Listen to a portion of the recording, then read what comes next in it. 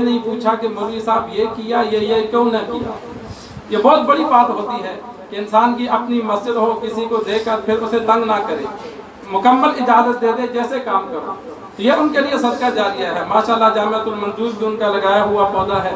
جامع مسجد زبیر میں جتنا کام ہوا، جتنا میں کام کرتا ہوں جو ہو سکتا ہے، وہ اس آزادی کی وجہ سے. بہت سے میرے طلباء، بہت سے جاننے والے جب کوئی بیان سنتے ہیں تو وہ کہتے ہیں یار اتنا کھل کر بیان کرتا ہے، اس کی وجہ. میں نے کہا وجہ یہ ہے کہ میرے پیچھے جنہوں نے مجھے اجازت دی وہ مضبوط ہے. کسی مسئلے پر وہ مجھے تنگ نہیں کرتے کہ بھائی مولوی صاحب یہ کیوں بیان کیا. اکثر جگہ ایسا ہوتا ہے کہ مولوی بیچارہ مسئلہ تو حق بیان کرتا ہے لیکن اگلے کو پسند نہیں، وہ مولوی صاحب کی چھٹی کرا دیتے ہیں. تو میں نے کہا مجھے سب سے بڑی مضبوطی یہ ہے کہ جنہوں نے مجھے یہاں بٹھایا مجھے ان سے کوئی خطرہ نہیں. ہر مشکل وقت میں انہوں نے میرا ساتھ دیا. اور سب سے بڑی بات ان کی، جب ان سے ملاقات کرتے تھے، سلام کرتے تھے، تو ہر آدمی جانتا ہے کہ ان کی عادت تھی درود پاک پڑھنے کی. انسان کو سینے سے لگاتے تھے اور ساتھ درود پڑھتے تھے. موسیٰ بن زریر رحمہ اللہ کا واقعہ موجود ہے کہ وہ سفر کر رہے تھے سمندر میں، کشتی میں، تو تیز آندھی آئی، چاروں جانب سے لہریں اٹھی، یقین ہو گیا کہ اب سارے مر جائیں گے. تو ان کو موسیٰ بن زریر رحمہ اللہ کو اونگ آئی، تھوڑا سا سوئے تو سرکار دو عالم صلی اللہ علیہ وسلم کی زیارت ہوئی. تو آپ صلی اللہ علیہ وسلم نے فرمایا درود تنجینا پڑھو 1000 بار. جیسے ہی آنکھ کھلی تو ساتھیوں کو لگایا وہ درود جو آپ صلی اللہ علیہ وسلم نے سکھلایا تھا وہ پڑھایا. فرماتے ہیں ابھی 300 بار پڑھا نہیں تھا کہ اللہ نے موسم کو نارمل کر دیا، حفاظت فرمائی. یہ درود کی برکات ہے. دلائل برکات، دلائل براہین کتاب کا نام ہے. دلائل الخیرات، دلائل الخیرات نیٹ پر بھی لکھیں گے تو سامنے آ جاتی ہے. اس میں صرف درود شریف لکھا ہوا ہے.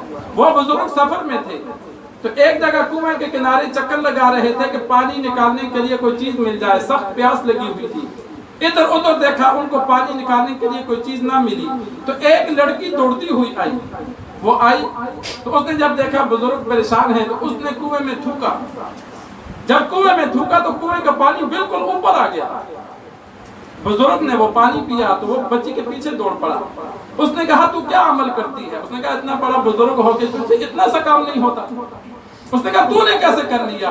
اس نے کہا یہ زبان کثرت سے آپ صلی اللہ علیہ وسلم پہ درود پڑھتی ہے، اس وجہ سے اللہ نے یہ برکت رکھی.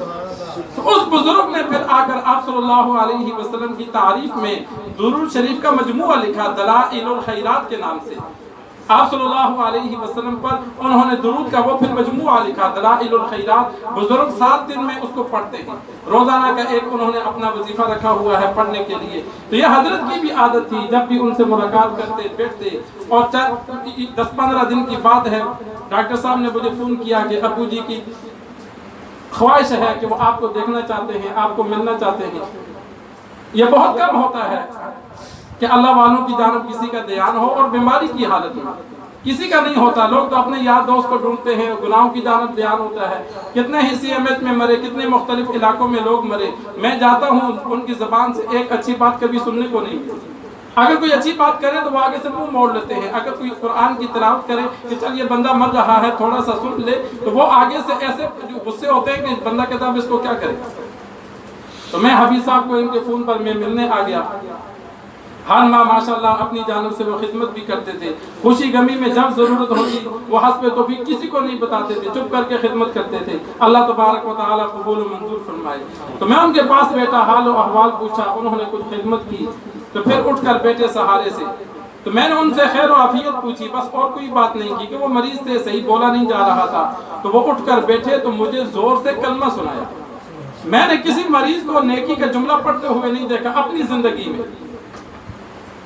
انہوں نے اٹھ کے، میں نے ان کو نہیں کہا کہ مجھے سناؤ، نہیں، خود اٹھ کے بیٹھے.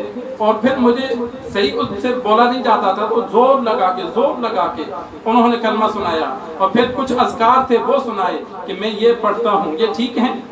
حالانکہ پوری زندگی نیکی پر گزاری، ان کو پتا تھا ٹھیک ہیں، لیکن بیماری کی وجہ سے ان کو خطرہ تھا کہ کہیں کوئی لفظ بیچ میں غلط نہ ہو.